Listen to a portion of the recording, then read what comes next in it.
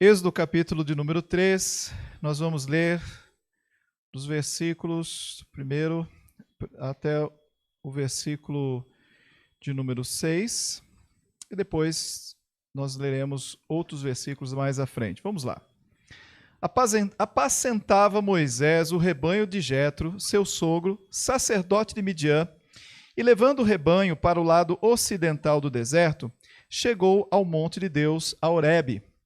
Apareceu-lhe o anjo do Senhor numa chama de fogo, no meio de uma sarça.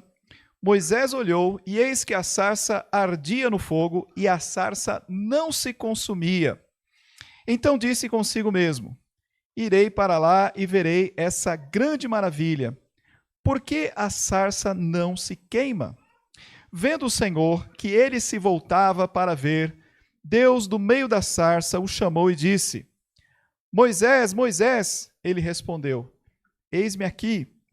Deus continuou: não te chegues para cá, tira as sandálias dos pés, porque o lugar em que estás é terra santa. Disse mais: eu sou o Deus de teu pai, o Deus de Abraão, o Deus de Isaque e o Deus de Jacó. Moisés escondeu o rosto, porque temeu olhar para Deus. Versículo 13.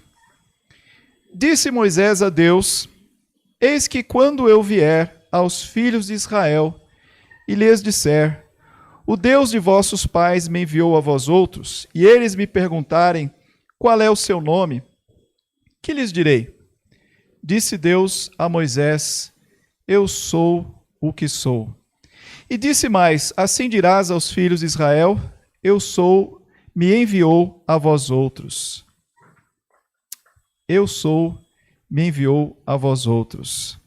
Disse Deus ainda mais a Moisés: assim dirás aos filhos de Israel: o Senhor, o Deus de vossos pais, o Deus de Abraão, o Deus de Isaque e o Deus de Jacó me enviou a vós outros. Este é o meu nome eternamente, e assim serei lembrado de geração em geração. Amém. Obrigado, Senhor, por esta passagem que nos faz olhar com temor e tremor diante do grande Deus, o Deus El Shaddai, o Deus que se revela a nós como o Criador dos céus e da terra, aquele que nos dá vida, que nos sustenta, e é o Deus que é autoexistente, o Deus que não depende de nada externo a si mesmo para a sua existência.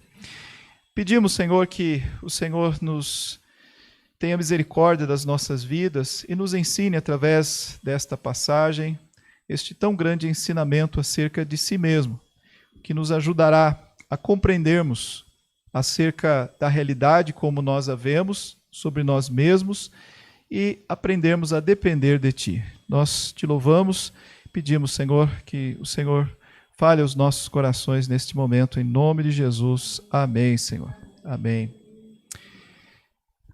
Queridos, desde a semana passada iniciamos uma série de mensagens que tem por finalidade conhecermos o nosso Deus. Conhecermos o nosso Deus. Existe um livro, como mencionei, que diz: o seu Deus é pequeno demais, de um autor chamado J.B. Phillips. E esse título faz uma leitura muito boa dos tempos em que vivemos. Por falta de conhecimento de Deus é que nós padecemos. O povo de Deus padece por falta de conhecimento acerca do próprio Deus. E quanto menor for a nossa visão acerca de Deus, mais enganosa e falsa é essa visão, e isto mais compromete a nossa fé e mais comprometerá também os nossos passos e como nós enxergamos tudo ao nosso redor, da realidade propriamente, das dificuldades, da orientação que precisamos para a nossa vida. Toda a realidade, ela começa com a realidade de Deus. E na maneira em que enxergarmos a realidade de Deus, da forma como Ele se revela a nós, mais isto irá fazer com que nós possamos caminhar seguros neste mundo. A palavra de Deus, ela é lâmpada para os nossos pés, ela é luz para os nossos caminhos. Mas ela não é um livro místico que você abre diante de você para fazer esta iluminação. É na medida em que você conhece, lê e entende aquilo que ela ensina e, sobre todas as coisas, o que ela ensina acerca de Deus.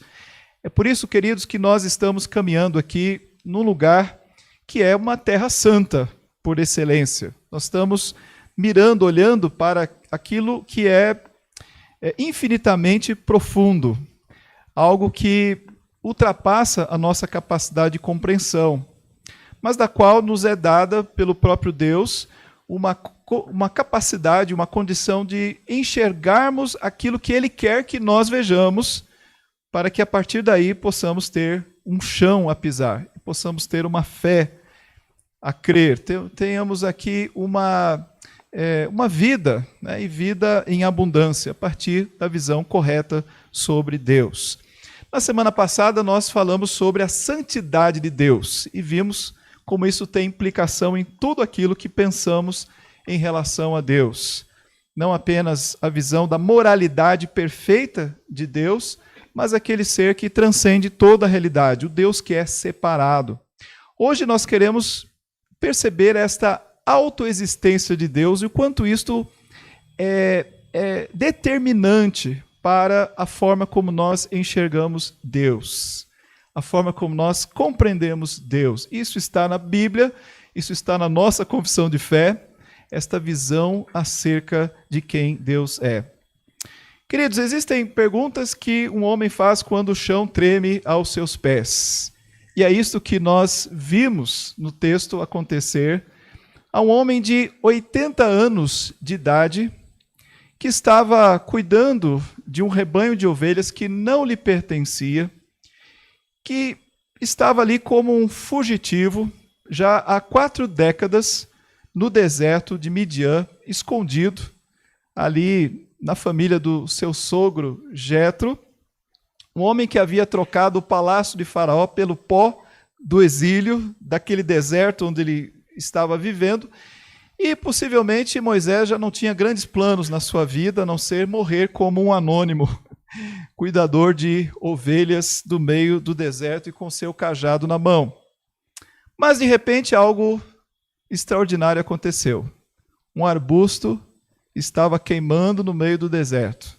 E até aí nada de anormal. Eu creio que Moisés de vez em quando se deparava com um arbusto queimando num deserto que era sol escaldante e talvez algumas folhagens ali pegassem fogo dado o calor.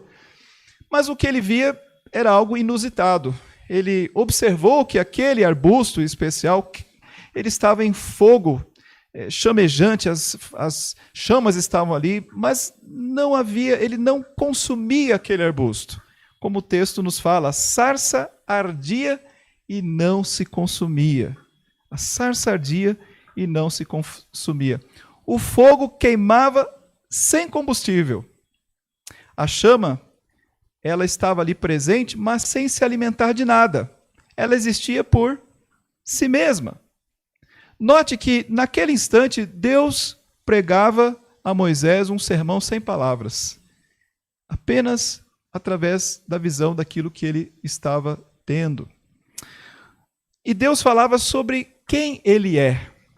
O Deus que arde sem se consumir.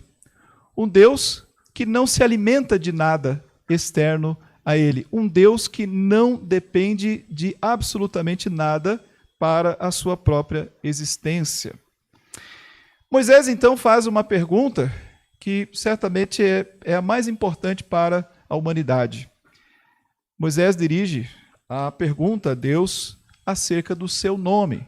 Qual é o seu nome? Como é que eu me dirijo? Como é que eu apresento Deus para aqueles a quem eu vou ali defender?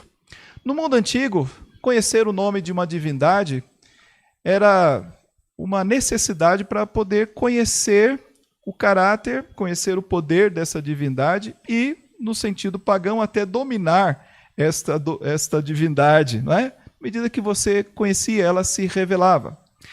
Moisés aqui, ele não está pedindo por um rótulo, mas ele quer uma revelação da parte de Deus. Ele quer entender Deus a partir do seu da sua própria designação.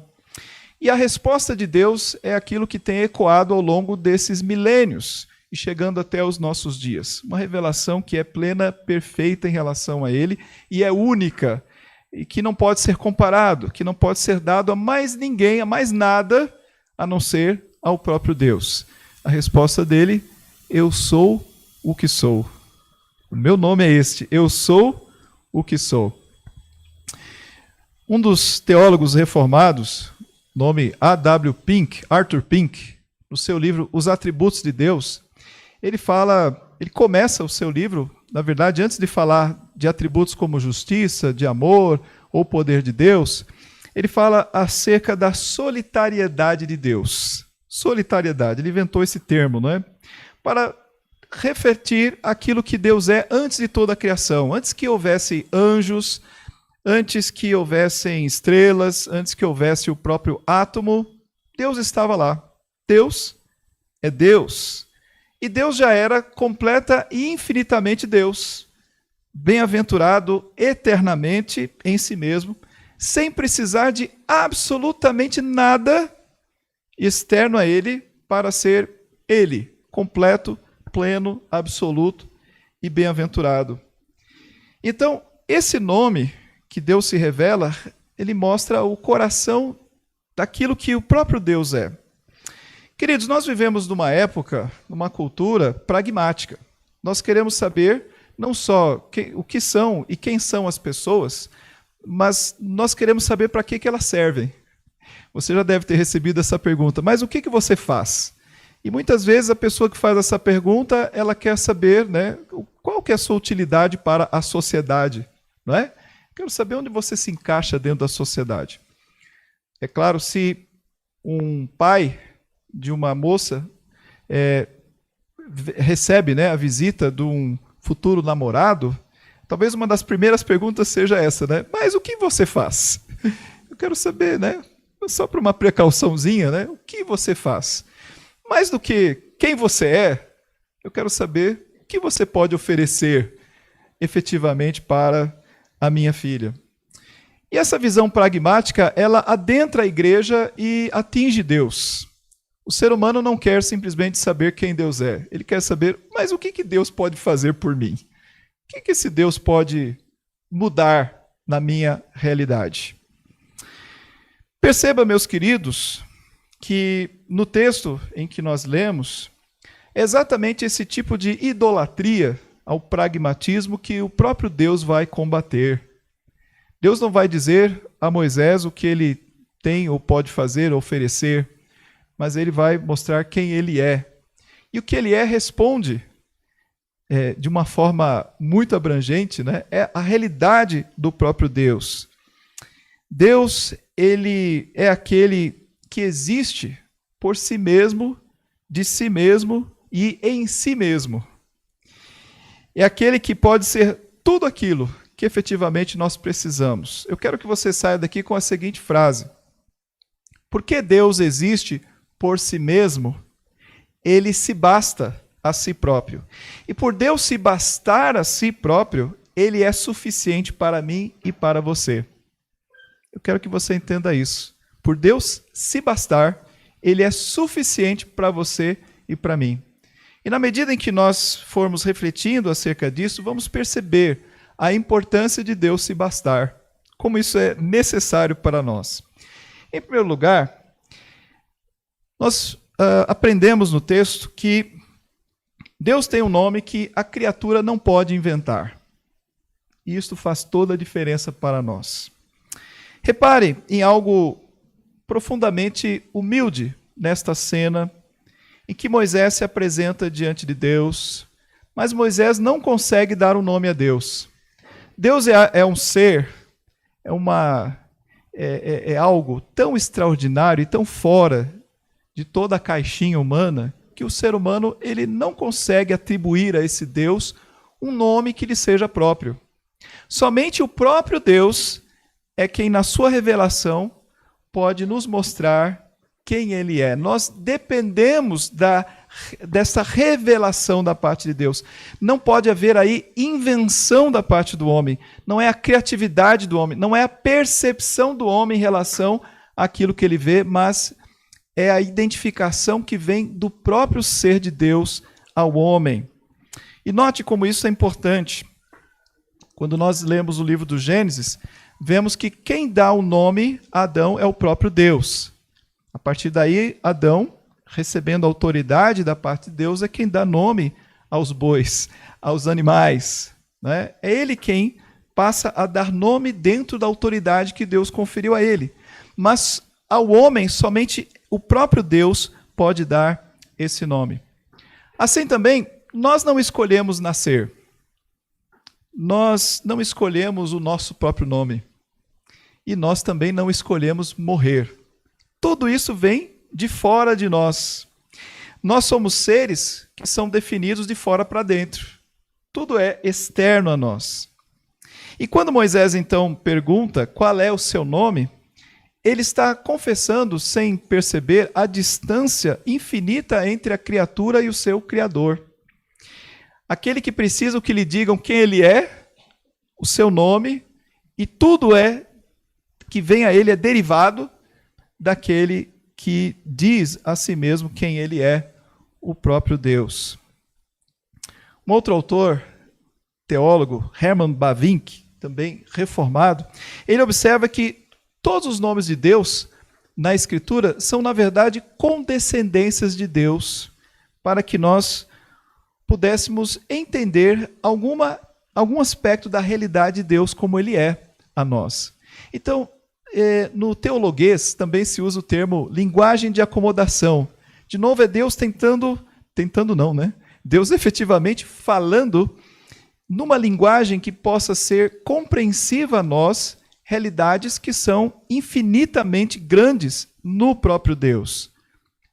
Mesmo quando Deus nos fala destas realidades na sua palavra, mesmo palavras que possam ser reconhecidas por nós, linguisticamente falando, elas para nós acabam sendo um desafio, porque nós olhamos para essas palavras, entendemos o conceito, mas ainda assim ele transcende a nossa capacidade de poder abarcar tudo o que aquele conceito nos traz diante de nós. Por quê? Porque tudo isso é reflexo de um Deus que é infinitamente grande, um Deus que é eterno, um Deus que é totalmente o outro, revelando-se a criaturas que são finitas na sua conceituação, na sua formação, e finitos na sua compreensão da própria realidade. Então Deus, ele fala a nós de uma maneira que nós pudéssemos compreender, e ainda assim se torna um desafio a cada um de nós. Então, a teologia, ela é sempre resposta de Deus, ela é revelação de Deus e nunca invenção, nunca parte do homem. Quando parte do homem, passa a ser idolatria, passa a ser aquilo que nós conhecemos como o paganismo. Então, note como este nome que Deus dá a si próprio, ele tem um peso e um sentido que apenas cabe a ele. Nenhum ser humano vai carregá-lo, nada poderá usar o nome de Deus. De novo, pense agora num recém-nascido. O recém-nascido, ele não faz nada para existir. Tudo que ele tem, ele recebeu.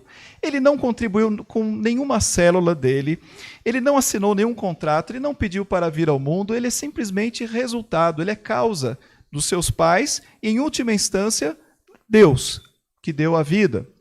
E na sua vida e continuidade, ele continuará desta maneira. Seja a sua respiração, será fruto de um trabalho de pulmões que ele não controla, de um oxigênio que ele não produz e do batimento de um coração que também ele não tem nenhum controle. Queridos, toda a nossa vida é assim, toda a nossa existência, ela é emprestada, ela é dada a nós. É importante que nós percebamos isso. E ela é mantida a cada segundo por 1000 fatores que são externos a nós e que cada um de nós não tem nenhum controle. O apóstolo Paulo diz, como nós lemos na liturgia, aquele texto de Atos, ele fala, porque nele vivemos e nos movemos e existimos. Ou seja, existe um Deus que controla absolutamente tudo o que há em nossa vida e há uma dependência nós em relação a esse Deus. Então, nós não temos vida, nós recebemos vida. E é justamente aqui que o nome de Deus se torna o grande distintivo de toda a realidade, porque Deus não recebe essa existência de ninguém. O nome de Deus, então, é o nome que Deus se apresentou, não foi inventado. No paganismo, todos os deuses das nações, eles nasceram, eles lutavam, eles conquistavam, eles precisavam ser servidos, precisavam das ofertas, e de alguma forma eles precisam do homem para se tornarem felizes ou completos. E eles usam os homens nesse sentido, porque toda divindade pagã, ela é, na verdade, uma projeção ampliada de uma carência humana. O homem cria, então, esse ser para poder se ver, de alguma maneira, contemplado, preenchido por necessidades dessas divindades. Mas o Deus de Israel não. Ele diz, eu sou. Ou seja, eu não nasci, eu não conquistei, eu não preciso de nada, porque Deus existe por si mesmo. E por ele existir por si mesmo, ele se basta a si próprio. E por ele se bastar a si próprio, então ele é suficiente para você e para mim. Deus não é uma invenção religiosa. Mas, em segundo lugar, o nome de Deus, agora entrando mais no texto, o nome de Deus revela a sua autoexistência. Eu sou o que sou. Vamos olhar para o coração do texto. No hebraico, a resposta de Deus é, eu não vou ser aqui um hebraísta muito legítimo, né? Vamos dizer, mas Erie Asher Erie. Eu sou o que sou. Ou pode também ser traduzido como eu serei o que serei, dentro do verbo ser. Mas note que o verbo ser é a raiz mais simples e mais fundamental da linguagem. O verbo ser, é assim que Deus se apresentou. Eu sou. Simplesmente, o verbo ser. É daí que deriva o grande nome Yahvé, também desse mesmo verbo ser, o Senhor. O nome que os judeus tinham temor de expressar, de repetir, e usava então, né, na Bíblia, você tem lá a expressão Senhor. E Deus aqui está dizendo, meu próprio nome é o fato de que eu existo. O nome de Deus é a existência. A própria existência é o nome de Deus. A definição de Deus é essa, é minha existência. Eu sou aquele cuja natureza é simplesmente ser. Na teologia, isso se dá o nome de aceidade. Aceidade com S, um S só, né? Aceidade.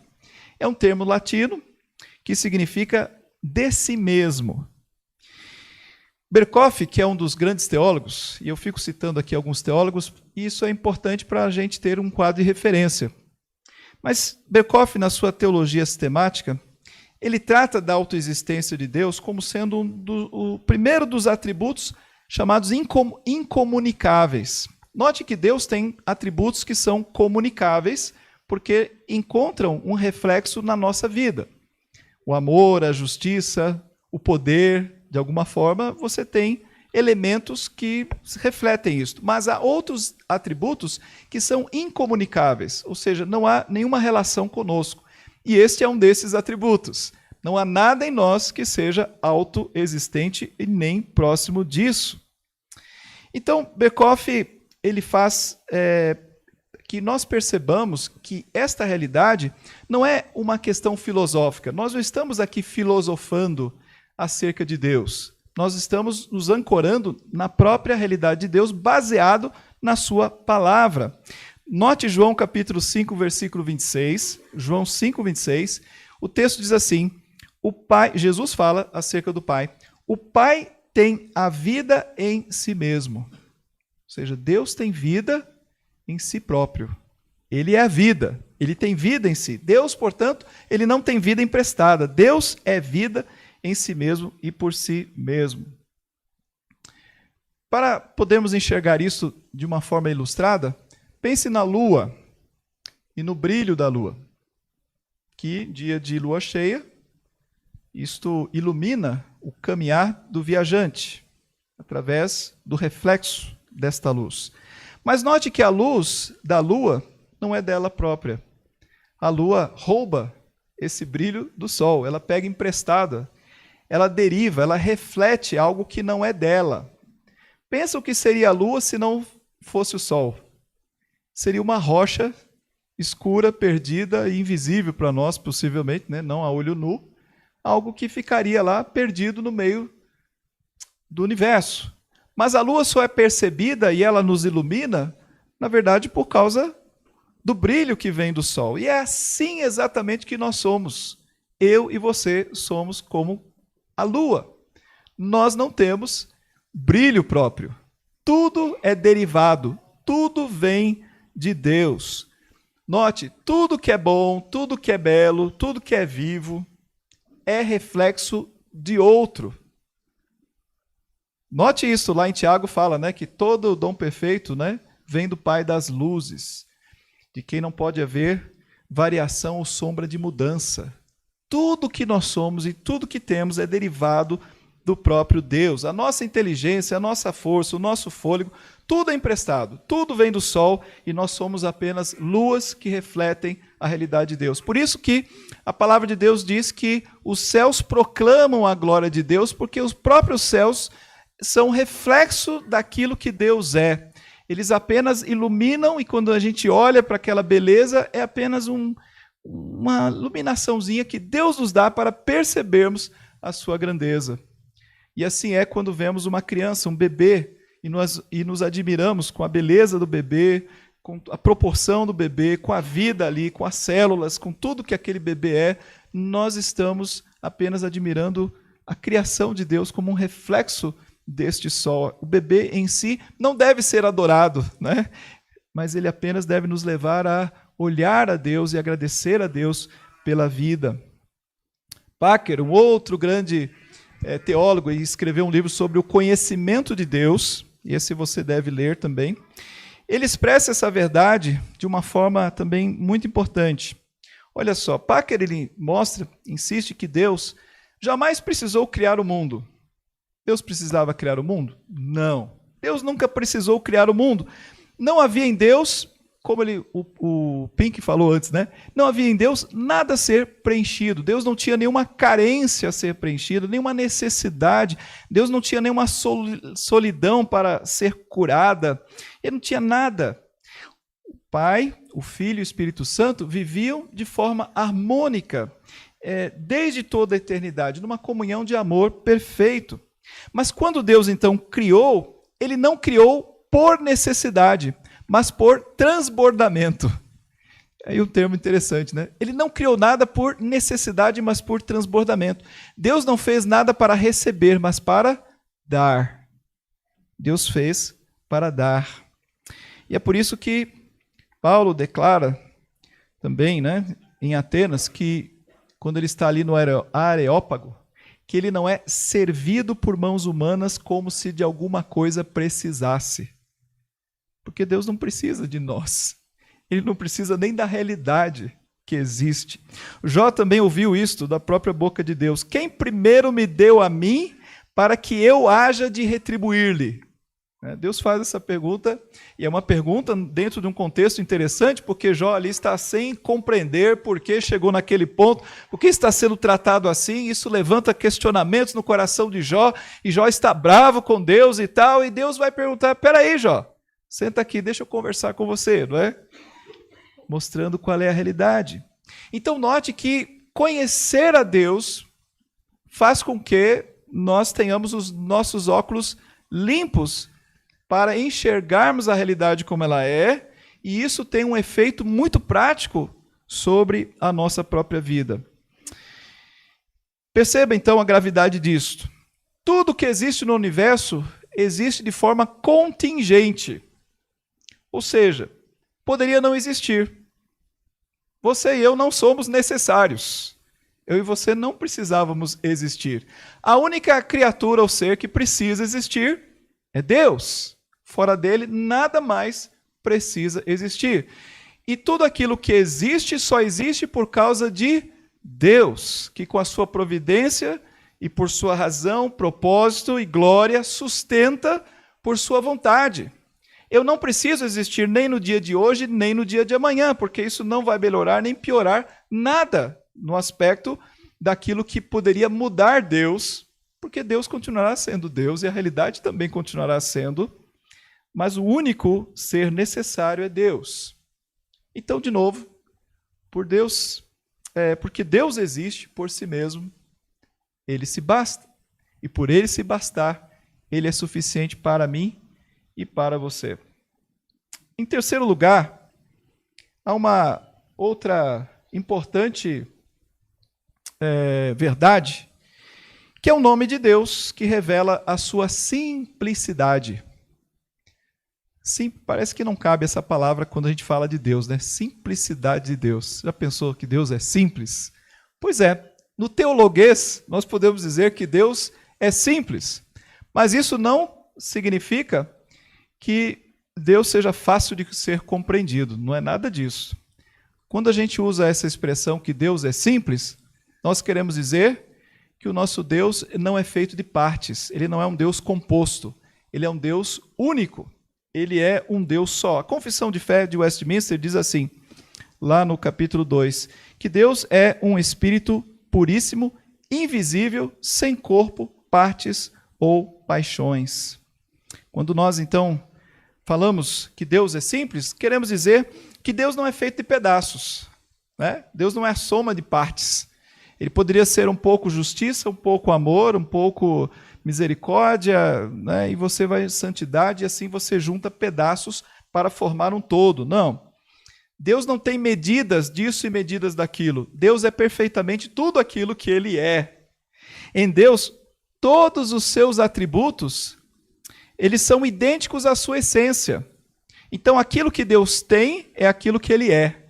Quando a gente diz Deus é amor, ele é amor. Quando diz Deus tem justiça, ele é justiça. Então, Deus é esse Deus que é tudo isso em sua essência. Note a diferença. Nós temos amor, certo? Mas há momentos em que nós temos mais amor, temos menos amor ou temos amor nenhum. Mas isso não muda aquilo que nós somos. Continuaremos sendo seres humanos. Podemos agir com justiça, sem justiça, nenhuma justiça, mas isso não altera aquilo que somos. Veja, se nós pegarmos e tentarmos arrancar um pedacinho de Deus daquilo que ele é, Deus deixa de ser Deus, no sentido conceitual daquilo que ele é. Pense num balão, numa bexiga cheia, e fale assim, vou tirar só um pedacinho dessa bexiga. É exatamente esse o conceito de Deus.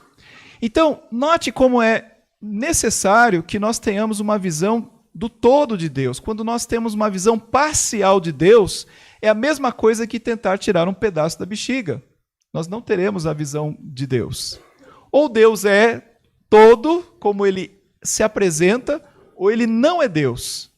É por isso que ele abomina qualquer tentativa de representação física dele. É por isso que Deus abomina qualquer mudança, nuance em relação à verdade do que Deus é. E é por isso que eu e você precisamos gastar tempo na palavra, estudando quem Deus é, porque qualquer noção errada em relação a Deus nos conduzirá na direção e no caminho errado. Queridos, nós dependemos disso para o nosso viver. Então, essa é a realidade da simplicidade de Deus. Isso tem um impacto muito grande na nossa vida. Joel Bick diz assim, tanto a simplicidade quanto a aceidade não devem ser apenas aspectos acadêmicos para encher a nossa cabeça, mas devem vir ao coração e se elevar em adoração a Deus, em reconhecimento daquilo que Deus é. Quando nós pensamos num Deus que é simples, é um Deus que não é composto de partes, isso traz um conforto para nós, porque Deus não é feito de atributos que estão ali conflitando um com o outro. Talvez aqui Deus tenha sido mais amor e ali mais justiça. Todo o amor de Deus é um amor justo e toda a justiça de Deus é amorosa e é santa, e assim todos os seus atributos, eles trabalham de uma forma junta, de uma maneira sem divisão, sem contradição ou sem mudança.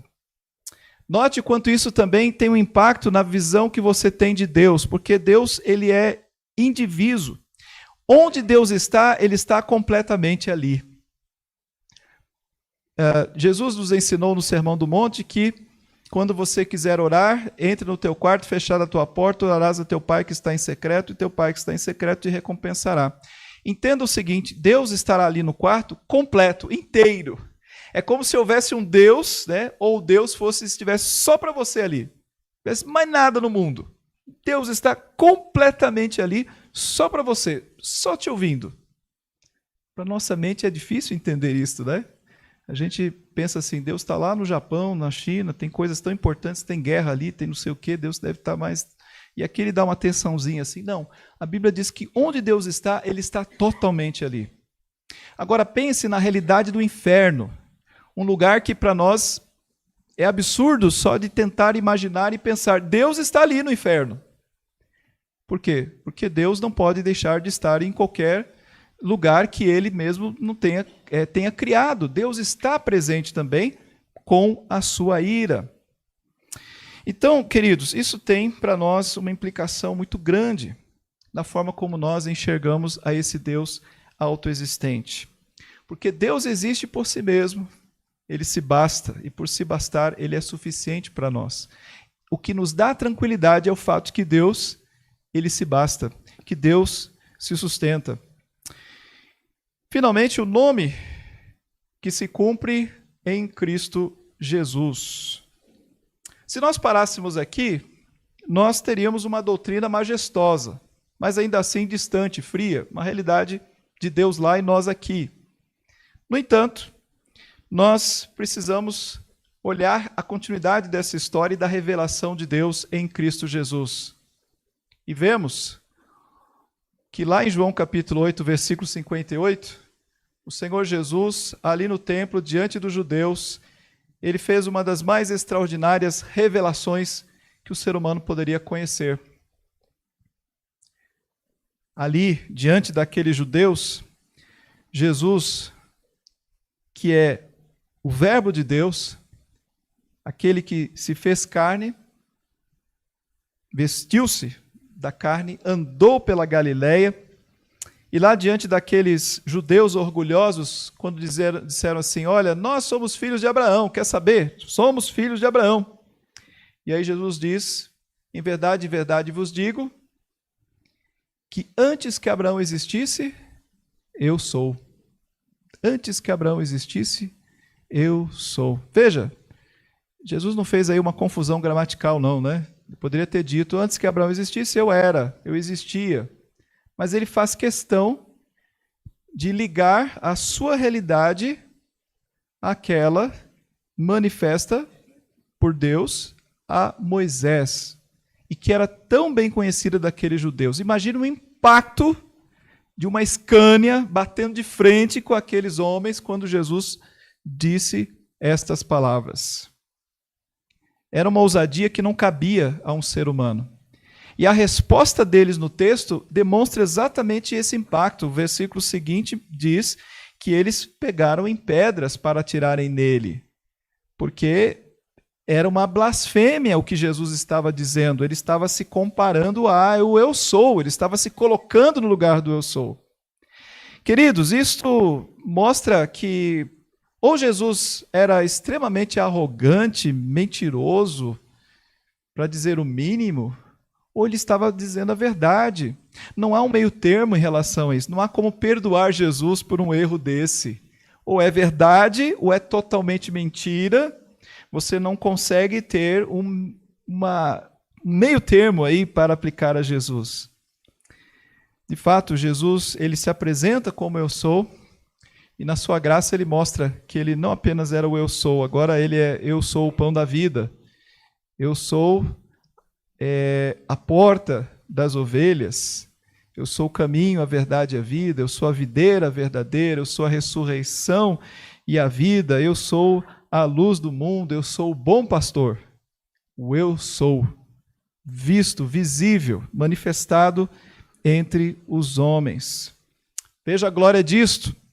Nós estamos dizendo aqui que o Deus que existe por si mesmo, que não precisa de nada de ninguém, ele se fez carne e se tornou um bebezinho para ser cuidado pelas mãos de uma jovem judia. Que o Deus que não precisa de nada além de si mesmo, o Deus que sustenta todas as coisas, esse Deus ele passou fome em Jesus Cristo. Que aquele que é a própria vida, ele se deixou ser morto por causa dos nossos pecados. Aquele que é a nascente sentiu sede lá na cruz, dizendo, eu tenho sede, para que nós que somos cisternas rotas pudéssemos receber a água da vida e pudéssemos viver em abundância, sustentados por Ele. Queridos, é exatamente isso que esta doutrina nos ensina. Nós somos lua, nós não somos sol. O pecado é querer fazer com que nós queiramos viver de uma forma autoexistente. Veja que este é o cerne do pecado. Sereis como Deus. Ou seja, a independência, a autoexistência, a não dependência, né? A não querer reconhecer o quanto nós, de fato, dependemos do nosso Deus. E a salvação está na libertação desta ideia para abraçarmos a percepção, a noção da nossa dependência total do Senhor. A salvação consiste em abandonar a falsa autonomia e descansar inteiramente naquele que é, em si mesmo, tudo aquilo que nós precisamos. Então, 3 aplicações rápidas. A primeira é a humildade. Onde isso nos leva? Certamente é nos prostrarmos diante do Senhor. Mas aqui eu queria deixar 3 aplicações para nós. Se Deus existe por si mesmo e você existe por Ele, então o orgulho é o maior dos absurdos que nós podemos cometer diante de Deus, é termos um orgulho próprio. Se dependemos de Deus, não há espaço para o orgulho nas nossas vidas. Cada talento que temos, cada batimento cardíaco, cada elemento da mesa que podemos comer, tudo veio das mãos de Deus. A segunda coisa é a confiança. E aqui está o consolo, né, que nos sustenta nas noites mais escuras. Porque Deus não depende de nada fora dele, nada pode esgotá-lo. Não há crise, não há problema, não há guerra, não há mercados que quebram, não há médicos que se enganam, não há parentes que se vão. Nada disso altera nada em Deus, porque Deus não depende disso. E por isso que Ele pode ser a rocha eterna para nós. Ele pode ser o lugar seguro para a nossa vida. E em terceiro lugar, é a adoração. Nós devemos amar a Deus não por aquilo que Ele nos dá, mas por aquilo que Ele é. Isso é muito importante, porque quando nós achamos que Deus está falhando nos seus benefícios para conosco, isso não pode alterar a nossa adoração e nosso amor por Ele, porque o nosso amor é devido a Ele, independentemente do que Ele faça a nós. O nosso amor a Ele é por aquilo que Ele é, e não tão somente por aquilo que Ele faz, mas por aquilo que Ele é. Isso deve sustentar a nossa adoração e a nossa fé no Senhor. Queridos, a sarça continua a arder e o terreno debaixo dos nossos pés continua santo com a presença de Cristo. Cristo continua reinando. O nome de Cristo é aquele que é o Deus Todo-Poderoso, é aquele que é, que era e que há de vir para julgar os vivos e os mortos. Porque dele, por meio dele, para ele, são todas as coisas. Porque ele existe de si mesmo, porque ele se basta a si próprio, é que ele é suficiente para a nossa vida. Nós podemos buscá-lo em todos os momentos, porque Deus estará lá, imutável, estará lá, no mesmo lugar, reinando no seu trono e disposto a nos oferecer tudo o que nós precisarmos. Que Deus nos abençoe, amados. Amém?